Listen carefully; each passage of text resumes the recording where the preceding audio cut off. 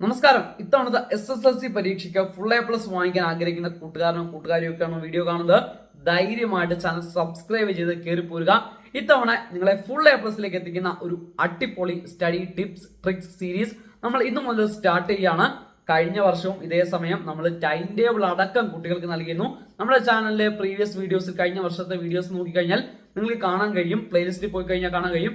Time table സഹിതം കൃത്യമായിട്ട് നമ്മൾ തയ്യാറാക്കി കൊടുത്ത് ഒരുപാട് കുട്ടികളെ കഴിഞ്ഞ തവണ SSLC ഫുൾ A+ലേക്ക് എത്തിച്ചിട്ടുണ്ട്. അപ്പോൾ നിങ്ങൾക്കും അതിനകത്ത് ഭാഗമായി നമ്മുടെ ചാനൽ സബ്സ്ക്രൈബ് ചെയ്ത് കൂടെ പോന്നു കൊടുക്കുക. പ്രധാനപ്പെട്ട ഇൻഫർമേഷൻ നിങ്ങളിലേക്ക് ഷെയർ ചെയ്യാനാണ് ഞാൻ എത്തിയിരിക്കുന്നത്. ഇത്തവണ നിങ്ങളുടെ പഠനം കുറച്ചുകൂടി മെച്ചപ്പെടുത്തേണ്ട ഒരു കാര്യം നിങ്ങളെ മെൻഷൻ ചെയ്യാനാണ് ഞാൻ എത്തുന്നത്.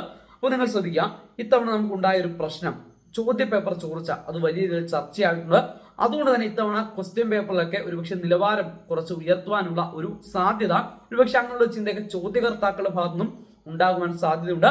അത് മനസ്സിലാക്കി എന്ത് ചെയ്യണം, നമ്മൾ പ്രിപ്പയർഡ് ആയിരിക്കണം. അതായത് അവരങ്ങനെ ഒരു നിലപാട് അല്ലെങ്കിൽ അങ്ങനെ കുറച്ച് ടഫ് ആക്കിയാൽ പോലും അതിനെ കവച്ചു വെക്കുന്ന രീതിയിൽ പഠനം നമ്മൾ ബെറ്റർ ആയിരിക്കണം.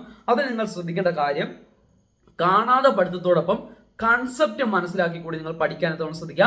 പലരും കാണാതെ പഠിച്ചാണ് പരീക്ഷയ്ക്ക് എത്തുന്നത്. അപ്പോൾ ആ കാണാതെ പഠിത്തത്തോടൊപ്പം എന്താണ് അതിന്റെ കൺസെപ്റ്റ്, ആ കൺസെപ്റ്റ് കൂടി മനസ്സിലാക്കി നിങ്ങൾ പഠിക്കാൻ ശ്രദ്ധിക്കുക.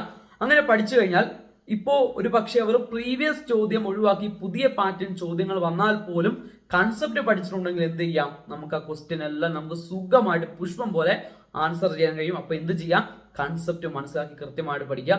അതുപോലെ തന്നെ എന്ത് ചെയ്യുക, നമ്മുടെ ഓരോ പാഠഭാഗം തീർന്നതിന് ശേഷം നമ്മുടെ ആ ഒരു പുസ്തകത്തിനകത്ത് ആ ഒരു എക്സാമിൽ നമുക്ക് വരാൻ സാധ്യതയുള്ള ഒരു ചോദ്യ ടൈപ്പാണ് ഞാൻ പറയുന്നത്.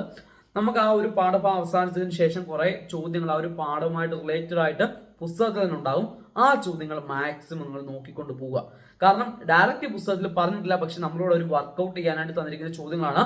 ആ ചോദ്യങ്ങളൊക്കെ കൂടുതൽ കയറി വരാനുള്ള സാധ്യത ഇതിനുള്ള പരീക്ഷയിൽ കാണുന്നുണ്ട്. അപ്പോൾ അതുകൂടി ഒന്ന് നോട്ട് ചെയ്യുക. അതുപോലെ ചിട്ടയായിട്ടുള്ള ടൈം ടേബിൾ തയ്യാറാക്കി ഇന്ന് മുതലെങ്കിൽ നിങ്ങൾ പഠിച്ചു പോകാൻ ശ്രദ്ധിക്കുക. അപ്പോൾ എല്ലാവരും അലേർട്ടായി നല്ല രീതിയിൽ പഠിച്ചു പോകുക. വരും ദിവസങ്ങളിൽ നിങ്ങളെ സഹായിക്കാൻ ഞാൻ കൂടെ ഉണ്ടാകും. വീണ്ടും കാണാം.